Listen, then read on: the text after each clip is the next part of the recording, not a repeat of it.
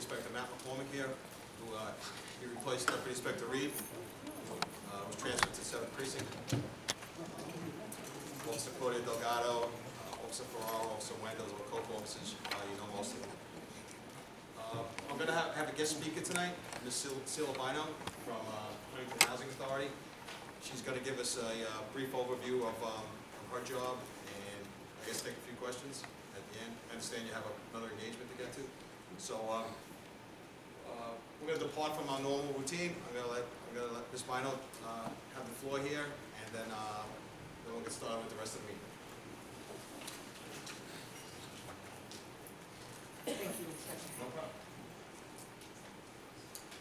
Good evening.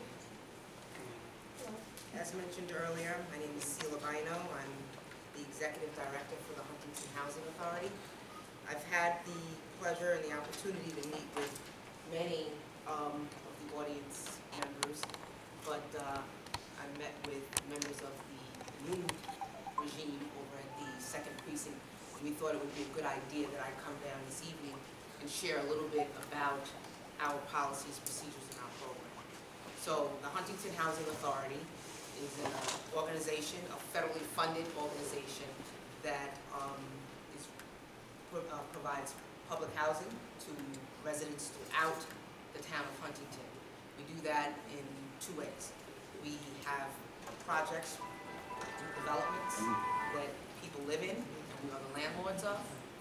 And then we also have the Section 8 program where people have vouchers and they go out into the community and they're able to find housing throughout the town of Huntington and will be subsidized by the Housing Authority. I understand that there were a lot of questions regarding our process and procedures for the inception when people first come onto the program, and as well as what we do annually in terms of recertifying and looking at criminal backgrounds and other related information. So the U.S. Department of Housing and Urban Development requires that at the inception, that means when someone first comes onto one of our programs, that we do a criminal background check for each member of its household that is 18 years or older. So all adult members have to have a criminal background screening. We conduct that screening, and we do it in 2 ways. We have a state screening. We go through the New York State court system and receive criminal backgrounds from the court system, and we're able to determine whether there's been any violations within the state. We also engage in a national search so that we find out about criminal backgrounds for if someone lives somewhere else. Somebody might be living here in New York now, may have lived in Florida, Miami, somewhere in the past, and maybe had some kind of criminal background, and we wouldn't be aware of it unless we do a national search. So we do a national search and a local search at the inception. That is all that the U.S. Department of Housing and Urban Development requires of our agency. However, the Town of Huntington Housing Authority's Board of Commissioners, along with the administration, we have put in place a policy and procedures that require that at the annual recertification of each one of our family households that have adult members, that there is a criminal background check done. We do a criminal background check through using the state system, and we determine whether there's been any infractions, anything that would rise to the level for termination or eviction as it relates to our continued occupancy programs. Our programs really provide a vital service to the larger Huntington community. We have 40 units of housing in Huntington Station. We have 40 units of housing out in Melville, and we have over 400 Section 8 vouchers currently leased up. We do have a budget authority of up to 573. That being said, we have a waiting list of over 2,000 people that are in need of housing. It's a very desperate situation, and that's with not having opened our waiting list from 2011. So we still have over 2,000 people waiting. That being said, it's in our best interest, and it's in the interest of those people that are waiting on the waiting list, that we screen every year to make sure that people are living within the guidelines of our program. Because if they're not, then we want to make sure that they are no longer part of the program, and then we can bring on someone from off of the waiting list who's in desperate need of housing. And that's the only way that we can actually move people onto our programs, is because our funding is so short that we're not able to, just freely give out vouchers.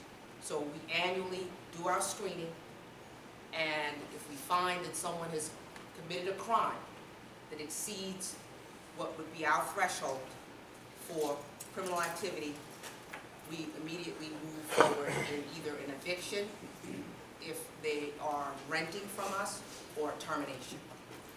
So the levels, the criteria, a little bit about that. We would move forward in a termination or an eviction if there's any violent crime or if there's any drug-related crimes. Okay? We would not necessarily move forward in a termination if someone had a DUI or if someone had, some other type of infraction, that, a forgery or something, unless it was in relation to another government-funded program or our program. So there are, certain crimes or situations where people can maintain housing, but even in those circumstances, in a lot of cases, what we do is we bring them in for an administrative hearing. And if you have a DUI, or we starting to see a pattern of, alcohol abuse, public urination, things like that, we start to say, hey, listen, there's a problem, there's a concern, and we think you need to go for counseling, and we can usually stipulate to those types of requirements. And then the person has to come in monthly, annually, whatever our agreement would be, to make sure that they are in compliance with our agreement. So a little bit about the terminations and the evictions and how that happens. So the U.S. Department of Housing and Urban Development says that each, at the right of the person who's on the program, they're entitled to a hearing. So if there is a termination of assistance for Section 8, well, I should say Housing Choice Voucher participants, formerly known as Section 8, then they're entitled to a hearing. And when we undergo the hearing, we have to have a hearing officer present, someone who is versed in public housing policy and procedure. We have to have someone on the behalf of the Housing Authority present the case. And in many cases, in just about all of our cases, we're going against a pro bono attorney, whether it be from Nassau Suffolk Law Services or some other entity that is providing a pro bono legal defense for the participant. In many cases, I'm the person who's actually representing the Housing Authority in those cases. In the more complex cases, which we do have from time to time, we will have our legal counsel who we pay to come in and present the case, and I kind of sit second chair. I'm there to, make sure that things are going in the proper direction. So we have to have evidence. We can't just terminate someone based on the fact that there's been an arrest. We have to gather evidence that supports that there was an arrest for a proper cause.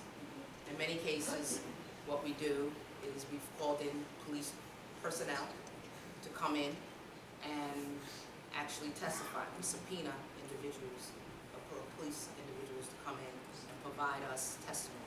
We do that in many, many, many of our cases. In one case in particular, we had 8 different officers come in, and I should say law enforcement personnel, because some of them were detectives and some of them were officers, come in and testify in a particular case. That case ran for about a year and a half. We had people come in from DSS, we had Child Protective Services, we had all types of agencies and representatives come in and actually testify in the case, so that we would have proper evidence to move forward with a termination. At the end of the day, it is the hearing officer's responsibility to come to a decision whether the person stays within the program, or if there's going to be a disciplinary action less than.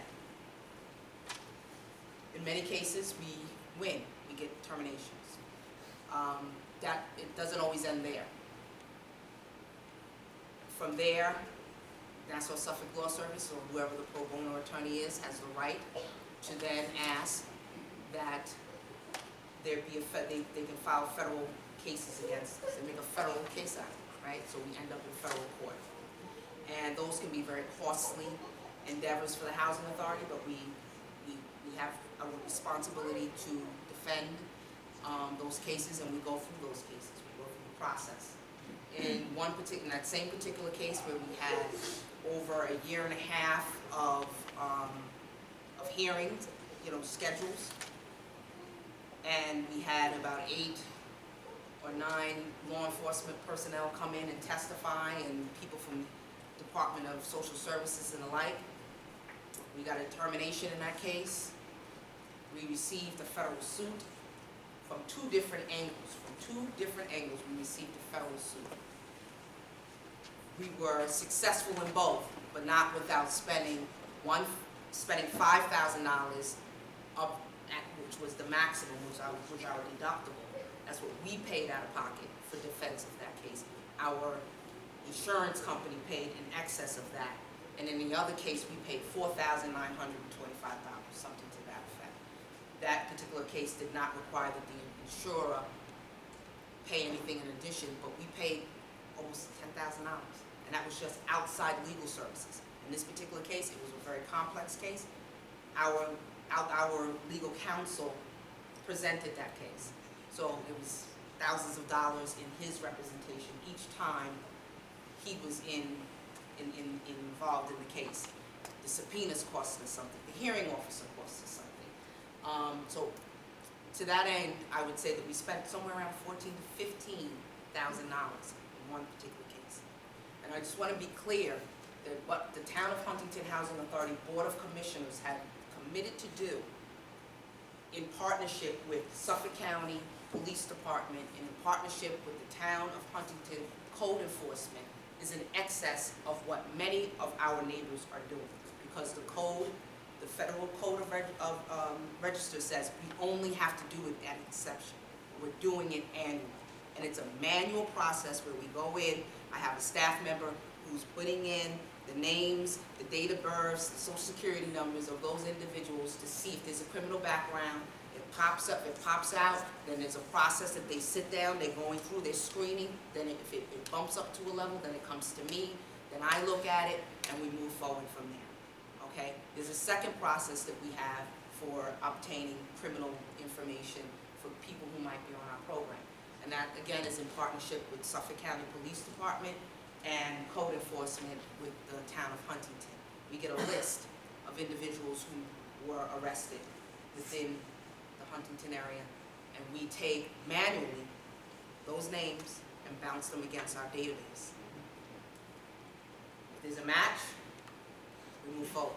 If there's not a match, then we take the address and we bounce it manually against our database. And we do this. Every report that we get sometimes the reports, we get them monthly, sometimes they're staggered and then they're combined, and it's 400 and 500 names in one report, but we take the time to do that. And so the point that I want to make is that the formula for funding housing authorities is based out of Washington. And they fund every housing, it's like 5,500 housing administrators or housing authorities for Section 8 and public housing across the United States. They fund us the same exact way that they fund someone down in Miami, that they fund someone up in New Hampshire, that they fund our neighbors to the east and to the west of us. And whether they are undertaking this level of background checks and this level of investment into working in partnership with their police departments and their code enforcement or not, they get the same amount of money. So the housing authority has stretched their resources beyond what many, many, many other housing authorities have done to this point in partnership and in great concern for our residents and for the integrity of our program, but more importantly for the protection of the community at large. So I could go on and talk, you know, for quite a while about the Housing Authority and really even spend a lot of time talking about a lot of the great works that have come out of the Housing Authority in my almost 10-year tenure there. But at this time, you know, in the interest of, you know, your agenda, you know, I'll stop here and take any questions that anyone might have. Besides from the funding from Washington, is your authority allowed to take outside or private funding to help you guys? Well, interesting, good question. Okay. So prior to coming to Huntington, I worked at North Hempstead Housing Authority for some years, and then I went back while I was even here as an executive director. I was a commissioner still at North Hempstead Housing Authority, and the town of North Hempstead makes an investment into the Housing Authority. They give them over, I think, over $150,000 in kind services, through money, direct donations, and then they give them in-kind services, where they come out and they do some assistance with trees and roadways and things of that nature. So yes, we can take funding. The Millennium Hills development out in Melville is a component unit of the Housing Authority. So that particular, that's a official not-for-profit organization. So we can take donations of many sorts. And you know, real quick, you know, feel-good story is that Cannon, which is right next door to the Millennium Hills development, you know, we're going to be having a real great, you know, Cannon Day experience for the young people at Millennium Hills, and they're going to be donating laptops to the kids, and then we got Microsoft. You know, I work with Microsoft. One of our board members worked with Microsoft to make sure that we'd have the software and the licenses to go with those computers. So we can take all kinds of donations for all kinds of purposes. Okay. Thank you. I'm sorry, this is a dumb question, it doesn't come out right. But with all the building departments in the town of Huntington, is it correct that you said there's still a waiting list of over 2,000? That's correct. Why do you think that is? Because most of the building that's happening in the town of Huntington is not affordable housing. And they're not accepting Section 8 vouchers. Just a Thank you for coming. Just one question. If a person gets jammed up and there's an issue with them about, you know, questionable where they have to go before the board, you know, for termination of their lease, how long does the average case take?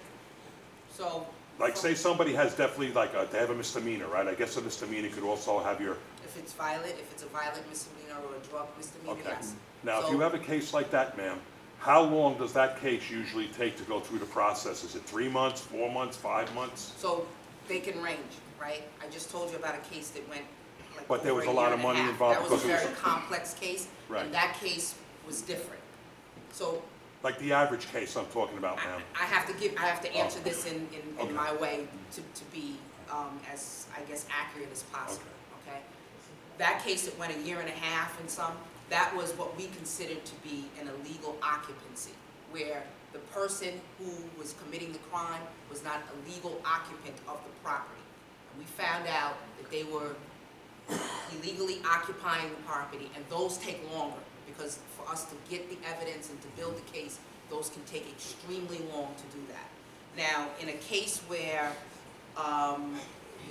for an example, you know, next week we're going to start doing, you know, recertification interviews, and criminal background checks will be done for people who are recerting. In June, people who would be recerting for the month of August. If someone, right after the last recertification, actually had committed a crime and didn't tell us about it, okay? And so in October, let's say, committed a crime and it was fully adjudicated, they were convicted, and we find out about it now next week, we call them in for termination, we have a conviction on the crime. That is, in many cases, much of what we need for evidence, because then we can start just digging into the actual transcripts of the court and all of those things and provide that as evidence. In those kind of cases, we can usually get through one of close cases in 3 months if it takes that long. In many cases, when we have situations like that, most people don't ask for a hearing. If they know we got them, if we have them dead to right. And if they do, and Nassau Suffolk Law Services shows up to represent them, you know, we make sure we're ironclad and we try and, you know, get through with the case as quickly as possible. Thank you. Siela, I was gonna ask you a comment on one thing. Excuse me. You can't act on a termination. If somebody gets arrested, I know people might not know, there's a long time lag between time of arrest and the disposition of the case, meaning guilty and not guilty. Can you act on a case just on an arrest? So, excellent question.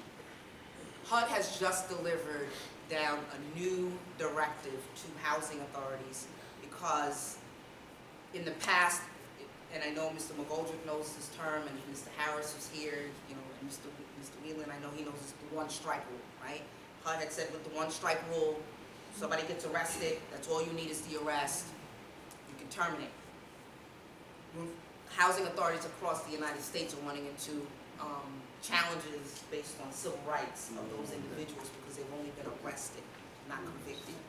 So the answer is yes, we can move forward on a termination on just an arrest, but it would require that we have evidence that supports that that arrest was lawful, which would more likely than not require that your officers come in and testify, and 9 times out of 10, you guys don't want to do that because you don't want to jeopardize your criminal case. Yes. So we've run into situations where, you know, where we thought the crime warranted, and it wasn't our decision, it was the decision of Suffolk County Police Department, felt that it warranted having the officers testify during the hearing process, although there wasn't a fully adjudicated case. We've had situations where that occurred.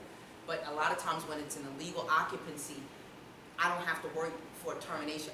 They've been arrested, they use that address as their home address. They're not my participant. I'm not violating their civil rights.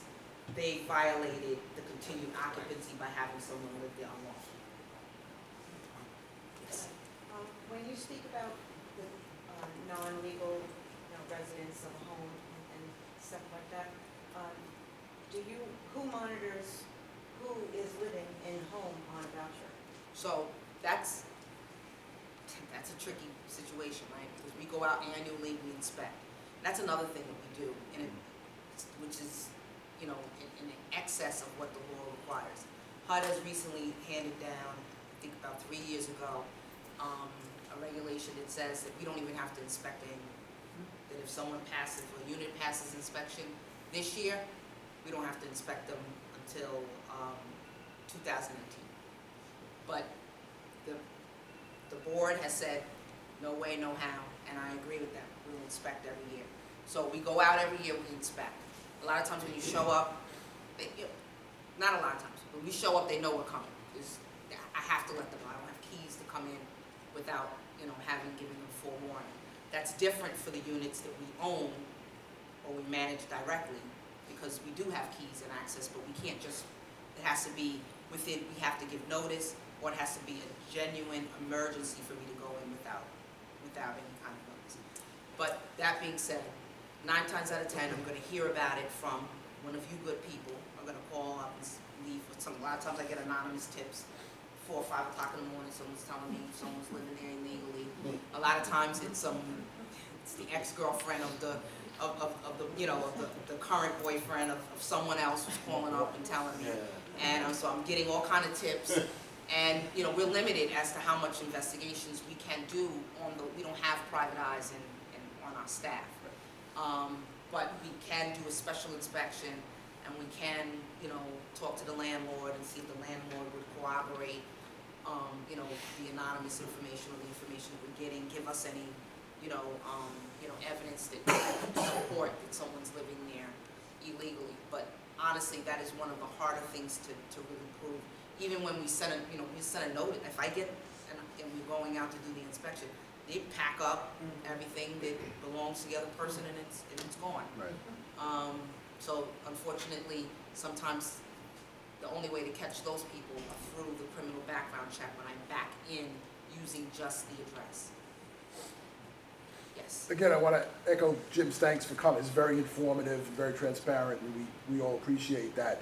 My question is, when these annual or semi-annual inspections take place, is it a HUD type of inspection using a HUD checklist, or are these people actually state-certified code enforcement officials or property maintenance So they're inspectors? HQS certified. Mhm.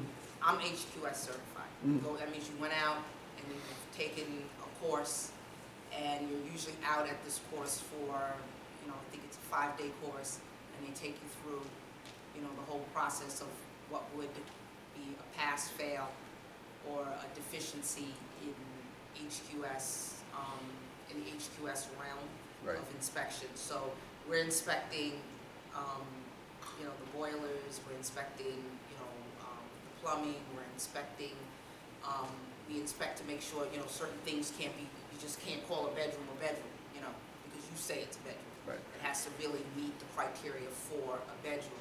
So it is a certification that you have to receive through HUD, and, it's a course, and then you take the exam, Mhm. and then you're certified. And what we've done now is, our inspectors, we have iPads, Mhm. so that a lot of times that when, we were doing them manually when I got there, now we're doing it through the iPad. We can take pictures of the deficiencies and upload them and then email them directly to the landlord so that we can get things fixed time. Right. And do they have a certain criteria of time? I think New York State Department of State recently put a uniform limit of 30 days on these notice of violation. So we don't follow New York State, but Right. well, we're following the HUD guidelines. Right. And the HUD guidelines say certain deficiencies are 30 days, Mhm. some of them are only 24 hours. Right. So, on Fridays, I tell my inspector, please don't inspect unless it's for a lease up, Right. meaning a vacant unit that we may, in the future rent to someone, but don't inspect occupied units on Fridays, because if it fails, you gotta be back there on Saturday. Right. So, and those type of failures would be for like fire, serious fire Like issues, safety. or Right. safety Right. issues if the doors are not on, or something to that effect. Thank you. You're welcome. And just to add on to that, for 24-hour, if we come back out and it's not fixed, it's an abatement. An abatement means that we start deducting rent from the landlord. If it's a landlord issue, if it's a tenant issue, that means that our clock for termination starts on the 25th hour. Mhm. And anyone exceeding 30 days on those regular types of fixes, we start to abate Right. until it's fixed. Very good. Any other questions? Well, I thank you for Thank your you. attention. No problem.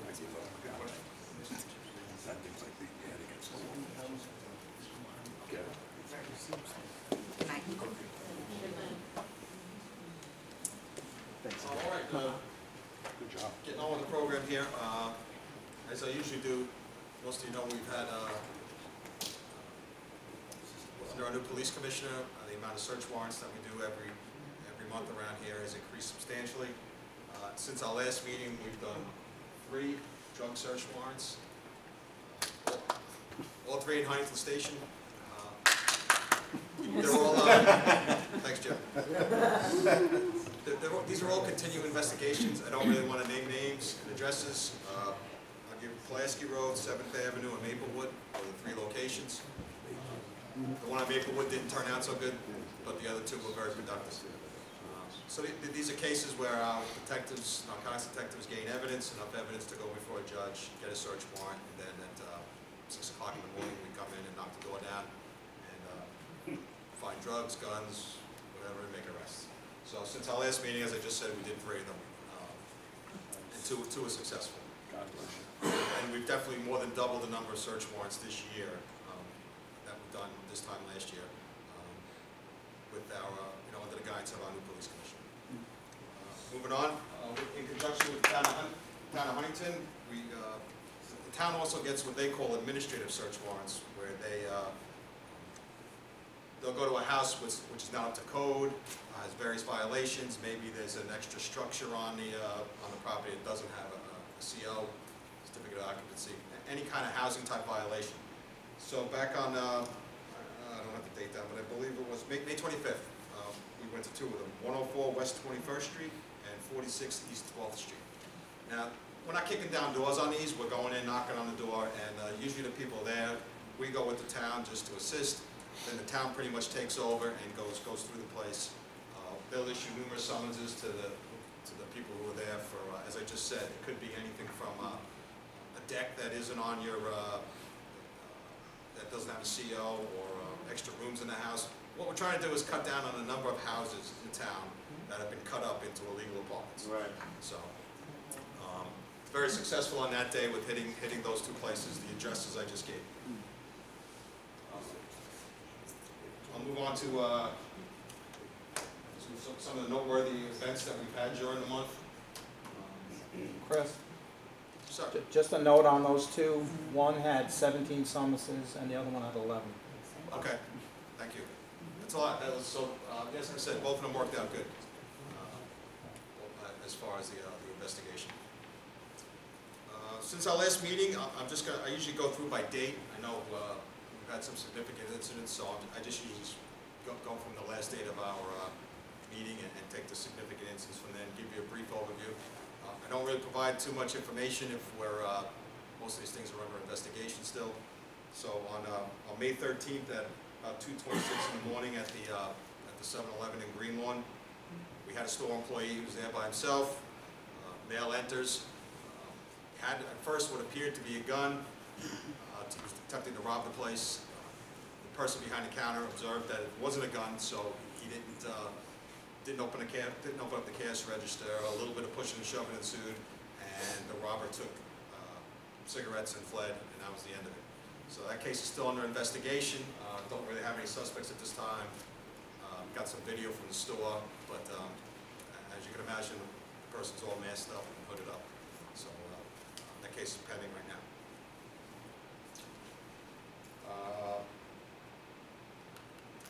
May 17th and 18th, this was up at Battalion Beach on the North Shore. We had, let's see, a 19-year-old and a 20-year-old from Huntington Station who, in the middle of the night, I think between 9 o'clock at night and about 5 o'clock in the morning, they broke into two Town of Huntington buildings there, stole property out of them.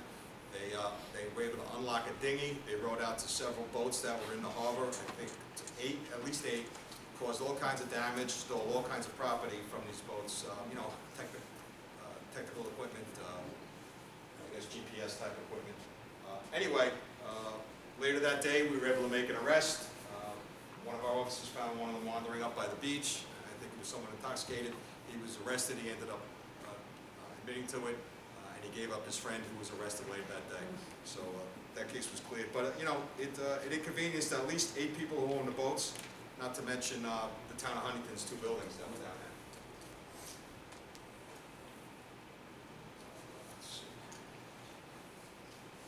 May 22nd, about 4 a.m., over on West Hills Road, we had a homicide. A man from Huntington Station, 33-year-old William Sarsolima. Huntington Station, 33 years old. He was in the street, like in front of 100 West Hills Road, when he was attacked by several people.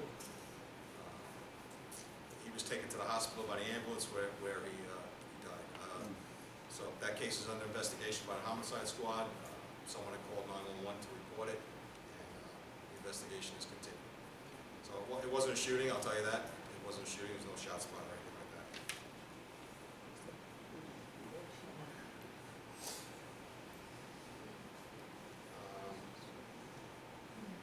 May 23rd, about 2 a.m., 132 East 3rd Street, Huntington Station. We had what we call a reckless endangerment. Someone fired 5 rounds into the house there. 5 rounds from a handgun. We know this house. We know the people who live there. It was targeted, I'll tell you that, with probably gang involvement. So that case is also under investigation. There were several people home at the time.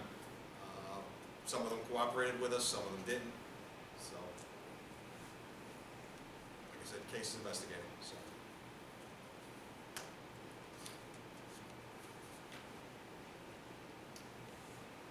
was,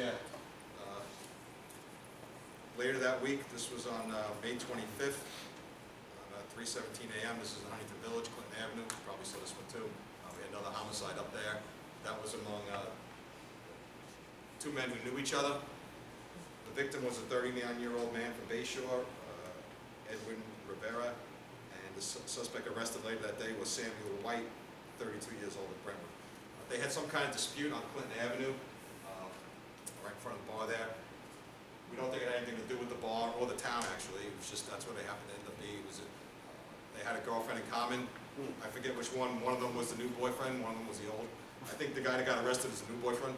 So the guy that died was the old boyfriend. Might have been following them, whatever, I'm just surmising. That case was happened about 3 o'clock in the morning on the 25th, and the arrest was made later that night. So that was good. We had a lot of help from the bid cameras too, and actually the town cameras, not the bid. Most of the town cameras capturing a lot of information for us on that case.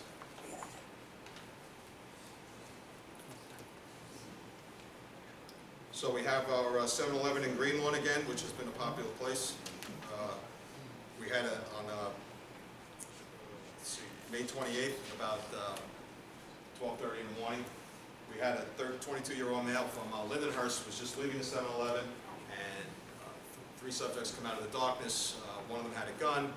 They were trying to rob him as he left. They asked for his cell phone and his wallet. He refused to give it. He started to step backwards, and they hit him in the head with the gun, but then they fled, and he went to 7-Eleven, called the police. So, yeah, 2 serious cases up there at the 7-Eleven. We've been giving a lot of extra attention lately, especially on the overnight hours.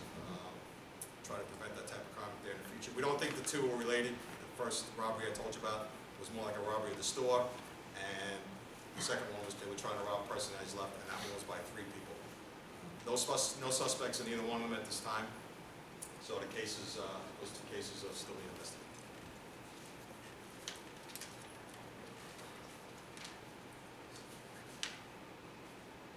All right, now actually, like, at the end of the month, we had a lot of activity with quads and dirt bikes. We talked about this at our community meetings. Since March 1st in this precinct, we've had a numerous amount of quads and dirt bikes stolen out of people's garages, sheds, attached garages, unattached garages. We've, in the last week, you probably saw this made it to the paper too, on June 1st, on, let's see, Pulaski Road, 27 West Pulaski Road. A victim of one of these burglaries, a man saw somebody driving his ATV, followed to the house, called 911. Police come down there, and we end up at his house on the block. We recovered 6, I think it was 3 ATVs and 3 dirt bikes, all stolen. Damn. His name is Timothy Flythe, 17 years old, so he was in high school. Timothy got arrested and charged with possession of these 6 ATVs and dirt bikes. Interesting part about this one was one was stolen out of West Islip. One was stolen out of Nassau County, I believe. That night, that's that night, the Nassau County one. Yeah, that night. So, and there was another one stolen out of another jurisdiction. We had West Islip. We don't know. But anyway, so there's this whole kind of underground thing going on with the quads and ATVs where people are selling them on Facebook, people stealing them, selling them on Facebook. I mean, I don't know if we have quad owners here, but we think people are being lured into these Facebook groups, maybe families that have young kids. Maybe they have quads at their house that they use legally, they drive them upstate, or whatever they do. And these kids are telling their schoolmates or other kids on Facebook, yeah, I have a quad, yeah, I do. This is where, I live here. And somebody's showing up at their house in the middle of the night stealing their quads. Exactly. So, anyway, and not only are there stolen quads out there, but we're getting many people out there who own their quads and their kids are driving them in the street and dirt bikes, and that's illegal too. So we recovered the 6 on Pulaski Road. You might just saw this past Sunday we recovered an ATV and 2 dirt bikes. They were operating on Park Avenue, right near the precinct, Officer followed them, they abandoned them, and we had the K-9 down there. So we're putting a lot of effort into rounding these kids up. They were all charged. Now those, following us, these 3 bikes were all legally owned, but just illegally operated on the street. So we impounded their bikes. They were charged with reckless driving and all kinds of other tickets. That was on Sunday. Monday, another case where we had a gentleman operating a U-Haul pickup truck with a quad that he was going to sell to somebody. It was a stolen quad. 2 guys were in the pickup truck. They were arrested. Let's see if I wrote that down. No, I did. Monday, June 6th, 12 o'clock, up on Todd Court, Huntington. So, two more guys were arrested that day with a quad in their rented U-Haul pickup truck that they were going to deliver to somebody. Wouldn't tell us where we're going. So, we're really trying to get into this Facebook, these Facebook groups where all this this buying and selling is emanating from, but it's proved to be a little tough right now. Yes, ma'am. If the kids are underage, do the parents get in trouble? I don't recall us having anybody, 16 is considered age. I don't think we've had anybody under that so far, but the parents wouldn't get legally charged, no. Not unless we could actually prove that they knew that they were out there operating. So, which, The kids that were just arrested on Todd, yes. I noticed you didn't mention their names. How old were they? Yeah, because that case is kind of still working. They were a 16-year-old and a 24-year-old. Sorry? The sad part about this is those 3 cases you just mentioned, they're all local kids. Yeah. That's the sad part, and they're all friends. They're all Facebook connected, and in the case of the 24-year-old, he's been seen at the high school, and he's dating a 16-year-old.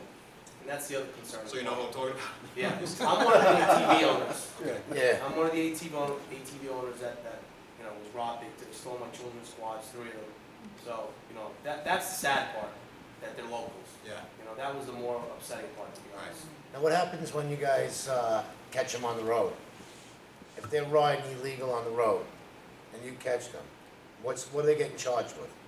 Well, usually reckless driving and whatever else they did. So there's some kind of charges that will get put on them? It's a misdemeanor of reckless driving. Plus, we're going to impound even if it's legally owned by them, we're going to impound it. It's going to cost them a few bucks to get it back, believe me. Because there was a couple incidences with one of the kids that are involved in this, and my quad was stolen. And I've been putting a lot of time into this. And he was cuffed in his backyard. He had his girlfriend videotape it. And as far as I know, as of today, there's been no charges against him. So I'm just curious on why.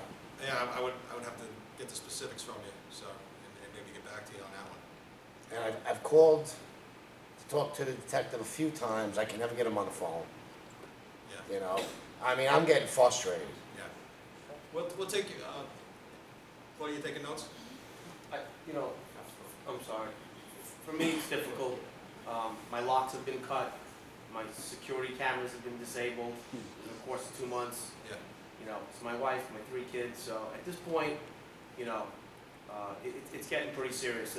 These are folks that live, 1,500 feet from the house. So, and I want to make clear that there may be 2 separate issues with the street riders. They're not dirt riders. They're riding off-road vehicles on the street, and then you have the group that is stealing. And they may be, they know each other. So, but the concern with the street riding, and anyone that was in Huntington Village Friday and Saturday night, and these were the same 3 fellows that were arrested at the pit. We're going up and down Main Street, full throttle, the opposite lane. And when you start doing research, some of us in here have been victims, so we start doing research. They're part of this whole thing called bike life. And what they're actually trying to do, unfortunately, is get you guys to chase them so they can videotape it. And that's their badge of honor. Wow. That's the badge of honor. And it's right there on the photograph he's talking about, the guy's girlfriend posted it as a badge of honor. Look, the cops got me. And that's what they're trying to do, so I can understand the situation you guys are in. Once you start chasing and something goes south, then he's a poor victim. Well, I've already spoken to some of the people in this room about this. We're really, we have pursuit policies in the police department, and we're not gonna pursue a 16-year-old kid riding an ATV. Because he's gonna wrap himself around a pole, or he's gonna kill somebody else. Because they can't drive, first of all. Most of them don't even have licenses at that age. But, Some of those videos, they drive pretty good. they do, yeah, you're right, I've seen some of them. But we're not gonna chase them. We'll just do our best to round them up. Well, Jim? the only end result I could see is about 2 or 3 weeks ago, as a matter of fact, I called that non-emergency number. A kid came by on a dirt bike, and it was a green one. And then about 30 seconds later, a guy in a black Cadillac came flying around the corner. And I actually called, because my wife came in and said, and I went outside and looked, this guy was gonna run this kid over. Thank God he was good enough I was just waiting for the hear sirens. And that's what's happening now. Now people are starting to chase him. And that's when we're gonna have a big problem. He's 100% right. Well, I think, It was right on the everybody's street. getting frustrated with the amount that have been stolen over a short period of time. I mean, mine got stolen in December. And since then, there's been quite a number, as you probably know, of bikes that have been stolen and reported stolen. And I mean, yeah, they're breaking into your house when you're sleeping. I mean, they came into my house a little after midnight. I was home sleeping with my son. I never heard them. Yeah. But that's an invasion of privacy, and then you gotta start worrying about how you're locking your stuff up, and, who wants to live in an area that you have to worry about how many locks and how many alarms, and, do I have to get guard dogs now? Because they're minors. Yeah. The majority of them minors. There's a handful of ones that are over 18. Well, 16 is our age. Right. 16 is the age. Actually, But- it's been in the papers lately. New York and North Carolina are the only 2 states where 16 and over is an adult. But I understand what you're saying, sir. And, just lost my train of thought. If I could just recommend 2 things. Where I've spotted them, and on May 16th on Broadway, at that gas station, Broadway and Little Plains Road, there were 21 quads and dirt bikes. And it literally stopped traffic because 21 I counted. I actually called 911, and they had noticed I called 911. They stopped the intersection and surrounded my Suburban. So they put me in an awkward situation because I had my 8-year-old in the car.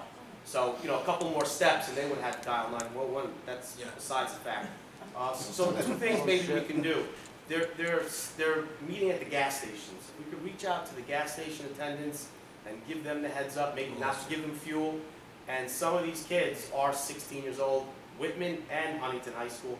If we have officers that work with the youths there, if they could reach out to them on some type of level and maybe address it that way, No, if you come to my meetings before, I always talk about we do the interventions now, which is a product of our new police commissioner. And usually we do it for shootings, homicides, we go talk to gang members. We brought it down to the lower level here where I talked to my school resource officer, Whitman, Drew Fiorello. He gave me 8 names of kids who were driving quads. We visited those 8 kids. We visited them about 3 weeks ago. And we said, we don't have you right now. You're home here. We're talking to your parents.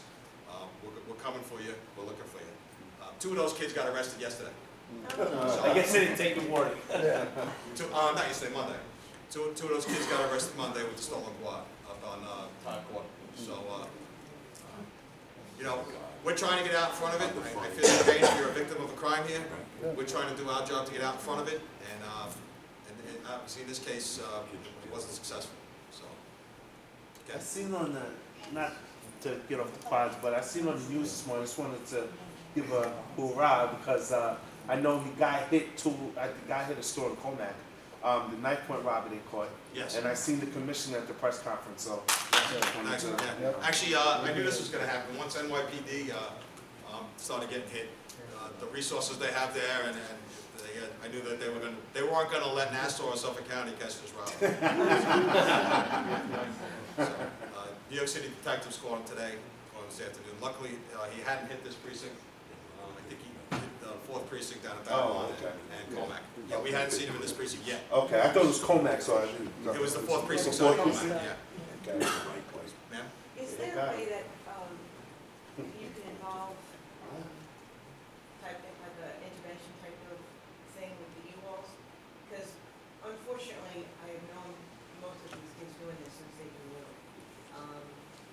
sickens in. And I know what they do, they know I know what they're doing. And they're taking these back to Brooklyn. They're beating, you before you can catch them. They're beating these guys before they even know what's going on. Sometimes they're gone. Bikes are just gone, and they're being sold in Brooklyn. And I do know that for a fact, unfortunately. And these kids are just toying with you. They're toying with all of us. They're just making a mockery of everything. And it's fun. 631 bike life. Let's go steal the rock. That's right. Bike life. It's disgusting. I think that's the challenge there, is that that's their badge of honor to get chased, so they're actually looking for it. So that's what makes it even more dangerous. It's not the first time I heard of that. I mean, for those of you know, my last song was in the 3rd precinct in Bayshore, and it was going on down there this time last year. Same type of thing where they were trying to pay the officers. Is there something with the U-Hauls? You put notice with the, can you do that? I don't know how they were able to rent them, so somebody's got to, I don't know, are they stealing the U-Hauls for God's sake? No, Because this one wasn't how are they stolen. getting the U-Hauls? They don't even have licenses. Yeah. They don't try. They're not even U-Hauls. somebody's got to be renting them. Was actually questioning the kids that are working in U-Haul, not questioning, I'm thinking in my head. Yeah. So I went in, That's a good suggestion. at the kids who were there, to figure out how they're getting it. True, yeah, even gas stations have them. Do you have, I mean, I don't want to put you on the spot here, but if you want to talk to us, we'll take your name and if you have information on what's going on. We'd like to talk to you. Yeah, and the other thing is, there's I believe he's 25, or he's going to be 25, and his last name is the initial C. Why does he keep getting out so quickly? I mean, for God's sakes, the kid robbed the bank in 2011. So What, is he untouchable? we've had this conversation here before.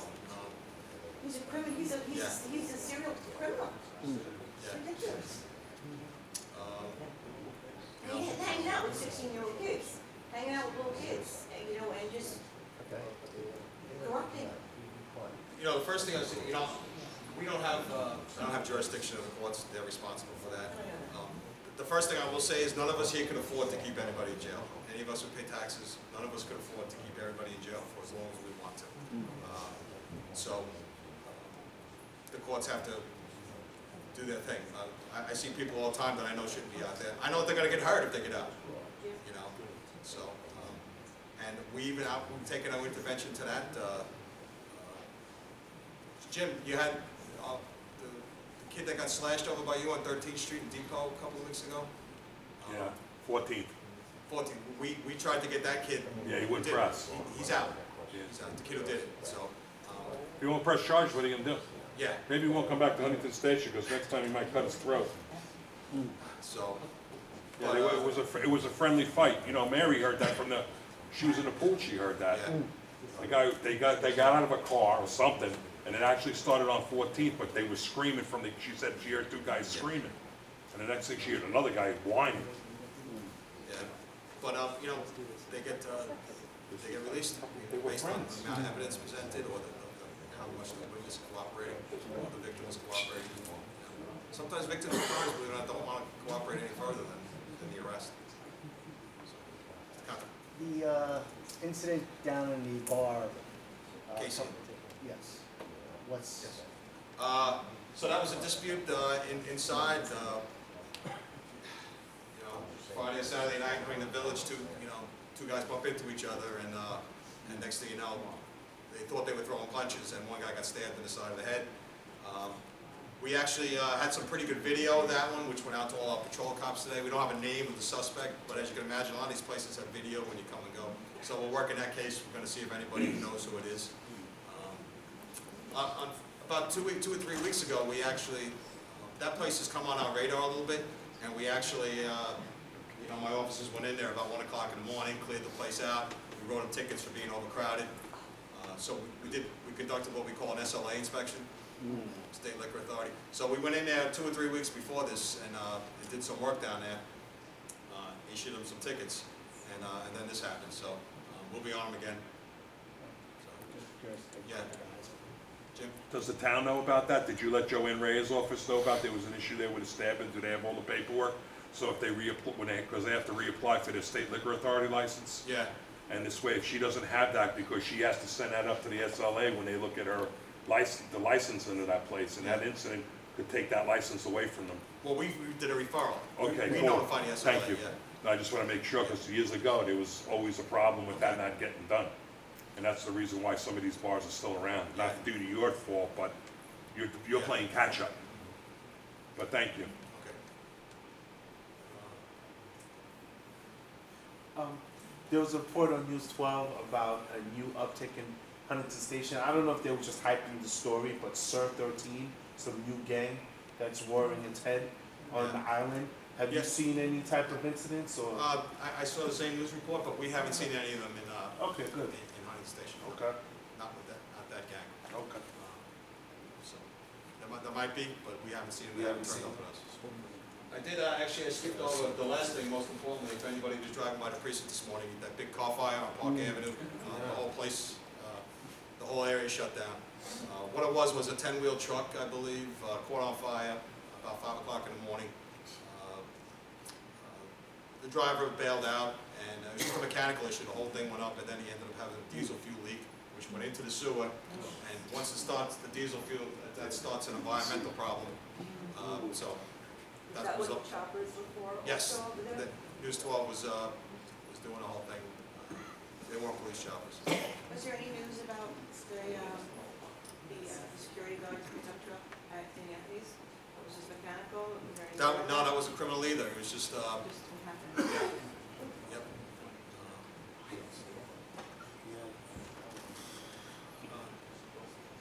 Anybody else? Anybody else have anything? Any of you guys have anything? Any comments, complaints? I can't help you with complaints. What is the procedure to start a neighborhood watch for your lot? And are they effective if anybody has one? Angela, you want to come on down and talk about neighborhood watch real quick? Okay, I'm sorry. Hi. Because actually, Rich Rios, Yeah, Vic Holmes is here. I've worked with them before. Hi, I'm Angela Ferrara. You know me. Okay. Nice to meet you. Okay. Neighborhood Watch is basically a group effort of neighborhoods and blocks and individuals get together and become the ears and the eyes of the police department. Basically, that's it. We don't like anybody going out, taking action, doing anything. We ask you to call 911. Gather information. If you have any type of incidences within your neighborhoods, get together. I get together with you and I work hand in hand with either a block captain or people that are together in the neighborhoods. We work together. And I've been very successful with Huntington Matters. There's a very large group. I do have groups in Greenlawn. I have Triangle now in Melville. I have neighborhood watch groups basically all throughout the town. And we meet up in one office. So I'll get Then, together. like, say, would it be incumbent upon me to go to a couple of my neighbors and say, do you want to do this? In other words, is it an optional thing? Completely optional, based on the residents. You can contact them on your own. When you get a small group together, it doesn't matter the group, it can even be 5. If you like, I can either come to your home or you can come to the precinct. I sit down with you and give you a complete overview of really what the program, big details, the little details, better things to do, what to do. Then I come look at your neighborhood and tell you how to make things better for yourselves, whether it be motion sensor lighting, locking of doors, different things to deter crime on an everyday basis that people kind of overlook. Certain messages on your answering machine, a lot of people say, I can tell, right now, and I do this normally, and I say to people, on your home answering machine right now, I'm not here to take your call right now, please leave me a message. Bad idea. So little tips and little things that work, deter crime, and we help you out that way. And I'll always be here for you. Okay? Yeah, I'm sorry, yes. Still a lot of people in our neighborhood selling stuff. Well, I advise people during neighborhood watch, don't open your door, call 911, let us come down and see who they are. Regardless if it's Verizon, Optimum, we don't care. If they're knocking on your door, they're not supposed to be. If you don't want them there, if you don't want somebody knocking on your door, you don't have to open your door. So Could there be signs or something in neighborhoods? They shouldn't be there, but they don't. You personally can put up a no solicitation sign of your own residence, which is totally acceptable, but for the blocks, no, it's really not, it can't be done. It's better for you to do it in your own, you can put it on your front door, no soliciting, then if they knock on your door, it's all over the store. And we suggest you call 911. Angela, can I ask a question? Sure. You had said that there is no soliciting door-to-door in Huntington, correct? Well, yes. there were some people walking down the street, some of the neighbors had brought it to our attention. I happened to be out there, and I asked him who he was with, and just kind of see what he said. He said that they had been approved If they have a by the permit, town? if they have a permit and have licensing, yes. But you get you get a lot of roofers and you get a lot of gutter people and different, could be anybody. I shouldn't even say that, but you want your roof done, you want your windows done. Right. And People that- have solar. solar, a lot of Do solar. they have to have it with them? Yes, they the have permit? to have a permit with them. But again, I don't suggest anybody opening your doors. I don't want to put anybody in fear. We're not trying to make anybody in fear in the town of Huntington, but you don't have to open your door. And just remember something, somebody's knocking on your door, you didn't call them to come to your home. So that's the best way to approach It it. means you don't have to talk to them. Exactly, that's it. Okay? Thanks. I don't even want to talk to the people in my home. I don't do that. Leave it at that. Just kidding. Jim, you got some? Yeah, when it comes to like the kids, there was one thing I saw in the newspaper, and it was on the TV about 2 or 3 years ago.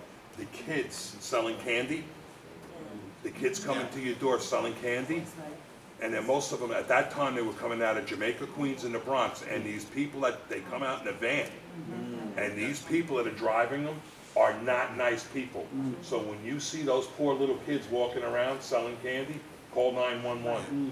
Make sure you call 911 because a lot of that stuff is like child crazy stuff. Yeah. Okay? That's a bit of a scam, yeah. Yeah, and they got young kids and A little bit, I did, I don't just so want- you guys know, I did make, about a year ago, a while back, there was an incident in Melville, in one of the commercial buildings, perfect sign, saying no soliciting. Kid walks up with a box of candy and a couple of candles, has a permit type of thing around his neck. It was a very unfortunate situation. The security guard tells him leave the building. The kid, small young kid, 13, 14 years old, doesn't want to leave the building, kicks a cone and gets into it with the security guard. Long story short, we get called down there. I approach the child, look at the permit, get the van to come back. He's got a cell phone. Tell the guy who dropped him off, come back. Found out where he was. He was supposed to be somewhere, same type of thing in Jamaica. It ended up being out of the first precinct. The grandmother dropped the child off. They take these kids out. They sell candy. They make a few dollars, this and that, all against the law. They were locked up for endangering the welfare of a child, and further action was taken. So he's completely correct about that. So these kids that are walking up, it's not what you think necessarily, so just be careful. If your neighbors have children that are selling Girl Scout cookies and selling candy for their appropriate functions or organizations, that's a different story. But if you see strangers in your neighborhood, and most of the time you'll see 3 and 4, maybe 5 different kids walking around in different areas, most of the time it's not appropriate, so be careful. Okay? Thanks. Anybody have anything else? Inspector, lately, and Jim and I were brought into the town to discuss this park ranger type program or peace officer type program. Has there been any dialogue between the Suffolk County Police Department and the town in regards yet, or is it still No, emerging? there was at the beginning, when they were considering it. Actually, Dominic Verone is here from, is he still here? Was, yes. I didn't see him leave. But What else? he actually, he had volunteered to talk about it if there was a question. But I missed it by that much. I don't know if they actually hired anybody, but I don't think yet. they can do what they want. If they want to hire, the town wants to hire park rangers to work in the parks, security, whether they be retired police officers or off-duty police officers, that's fine. But they definitely notified us. I mean, my whole chain of command knows about it. Right. Something still to come, I think. Yes. Yeah, emerging. I don't even think they've done the hiring process yet. I don't even know if they have funding. No, they don't. Transfer funds. Check. Thank you. As I always say in my meetings, folks, lock your car doors. That's where everybody's stealing stuff from these days. You believe. Angela happened to mention simple things. You wouldn't believe the amount of larcenies, stealing your property from unlocked vehicles that we get in this precinct. So just keep them locked. I have a random question. For years now, I've just always, every time I drive by the precinct, I wonder if I just never ask, is that sign ever gonna get fixed? I'm just curious. Like, since great, I'm just curious. Is there any plans to fix that sign that's been broken for years? I just said that. Oh, you just, you did? Oh, okay, I didn't know. I'm sorry. Just take your collection. Pass the hat. I'll look into it. Kenny, Start that, all right?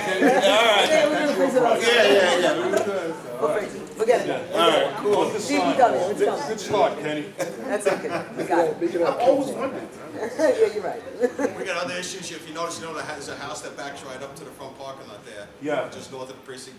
The plow's knocked over a street light into his backyard. We're still trying to get that fixed. Oh, So, takes money. Yeah. So it's on the list to get done, but Tony has to get done. All right, folks, if that's all we got. Can I just say one thing? I'd like to thank all the police officers in the second precinct. Things are really starting to come together. We have a little bit of ways to go. And any of the political people that are here, especially with the town of Huntington, please, let's not forget about the quality of life laws for them, because they need the quality of life laws in order to work. So let's try to get it together, but everything's coming together. I'd like to thank the police department and the town also for what they're doing in the station. There's a lot of good things happening, and we're gonna get there. And thank you.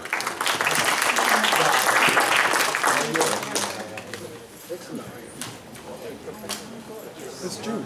It's, is it? Well, she bought it for me.